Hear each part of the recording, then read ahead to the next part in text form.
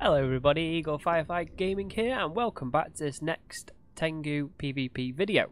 Hope you're all doing well. I thought I'd make this video. This is a culmination of what's happened over the weekend. Not much really, but we've got our first kill mark. The kill wasn't amazingly exciting, but a kill's a kill. Okay, so we have reworked this fit. I am overwhelmed by the support that we've had on the last Tengu PVP video. There's been quite a lot of changes to this Tengu, mainly the rapid light missile launchers. The alpha damage on this is absolutely insane, and the tank to boot as well. So let's get to it.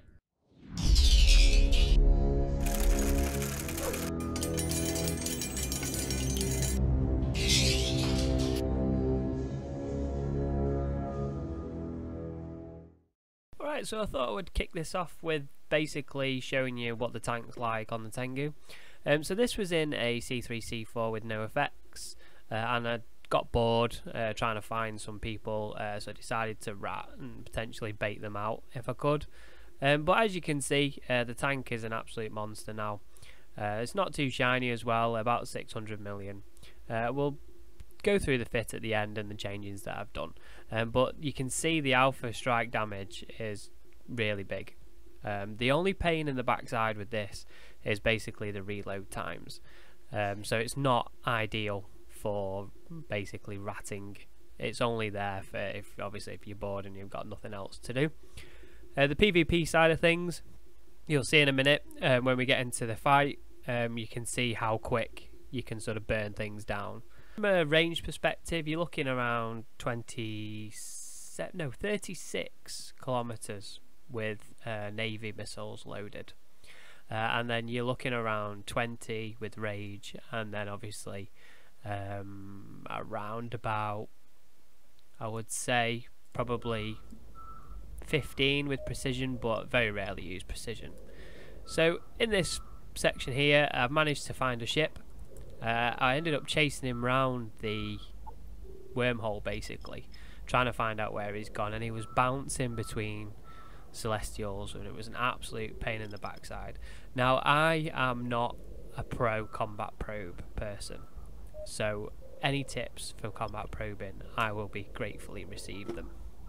So as you can see, I do spend quite a lot of time scanning him down.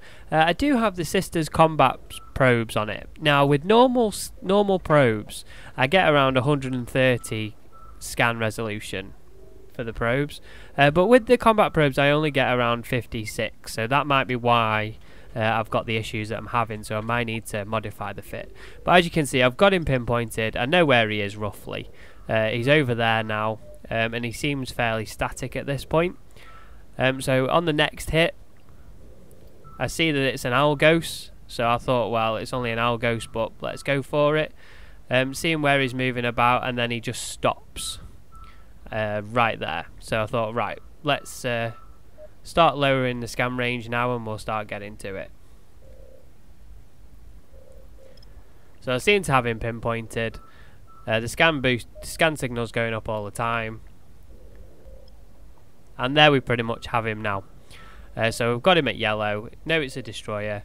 We're going to get 100% in a minute, and there we go, we're off. So I'm not really too sure what to expect at this point. I don't think it was going to put up much of a fight, so I just start preparing myself as I'm getting. I've warped in at 0, so that I can get an immediate scram on him.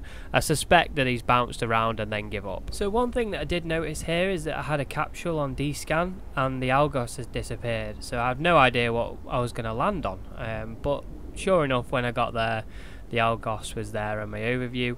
So I just had a quick look, decloak, target, and as it was targeting, I then pre-enabled my water scrambler and then light missile launchers.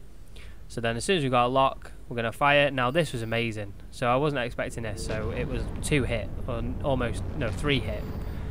So look at that alpha damage. So he would have had absolutely no chance if he was in there. There was no pod that came out, so it looked like that he'd left his ship to get out. Later on I did convo the person, and really nice guy. He's a new player, and I gave him back 4 million ISK for the loss of his ship. He basically got lost, ejected, and didn't know what to do after that. So I contacted him and reimbursed him straight away. I felt really bad. So generally do that if it's a new player.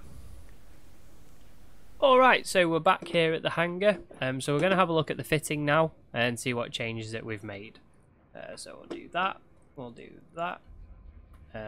Alt F. Okay, so if you have a look at the previous PvP video, the fit was a little bit rocky. It was basically heavy assault missiles. I was going to do not much alpha damage. So I've refitted it with rapid lights. Now that DPS isn't correct. If we put the Scourge Furies on, like that, it is 550 DPS, which is still a little bit on the low side, but look at the alpha damage. 1,305 hit points. So it's massive alpha strike damage. So it didn't look like they are all in there, aren't they? Let's make sure. Scourge Fury. Yeah, that must be a bug. There's a new bug. Filler bug reporting. Yeah, so 550 DPS, which is not on the high side, but it's due to the reload times.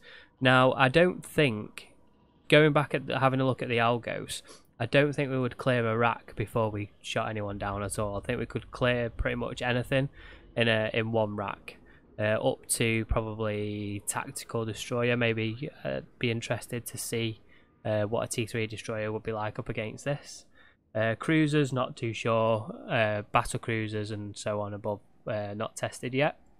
I've not really had a massive amount of action in this yet, but I keep chucking it in and hoping someone jumps on me. So we've got 6 rapid lights, we've got the expanded probe launcher and covert ops cloak.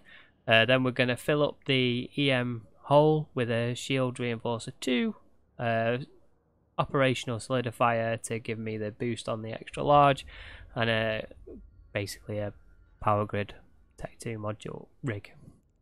And then we've got chassis optimization in there. We can change this for a fuel catalyst one, which gives us an extra mid, but we lose a low. So I'm not sure how we'd go with that. Accelerated ejection bay, covert reconfiguration for the covert ops, bonuses, and the graviton reactor. And we've got 10 afterburner, extra large shield booster, which can bling out, but it will put the cost of it up. But your tank will just double if you put a shiny one in there, pith or a gith in there. Another EM hole mod. We could swap this out for something else, but we'll lose the EM resist. Warp Scram 2, we can change that for Caldari Navy to get 3 points of Scram if we're up against a Venture or something like that. We can change this out for a shiny one as well to get that an extra 12%. Thucker large cap battery. We need the Thucker large cap battery to get about 1.5 minutes of cap. But if you burn through a full rack in 2 minutes, well, less than 2 minutes. So basically, if you couple up your rapid lights with your tank, so one rack of rapid lights and 1 rack of capacitor, 2 minutes. So balance is off slightly. If you understand what I mean by that. So you've got 2 minutes of survivability at max damage. Then things are going to get spicy. Then we've got a cat power relay, so a reactor controlling it for the power grid, and then we've got a BCS in there as well. So all in all, it comes to around 600 million ISK. It's a nice little ship to fly. It's fun. I've had quite a few people run away from me in this, so I'd imagine that alpha damage is quite scary. But I'm hoping that we can get some pretty decent fights with this. I've been trying all weekend, and either people run or it just doesn't work out. But I haven't lost it yet. It's got 1 kill mark on it. And we'll go from there. So thank you for watching. Keep an eye out. I've got an interesting video coming up next in the Jackdaw, taking that out for something a little bit different. So please subscribe and like if you want to, and hit the notification if you want to see when that comes. Okay, so thanks for watching, and I shall see you soon.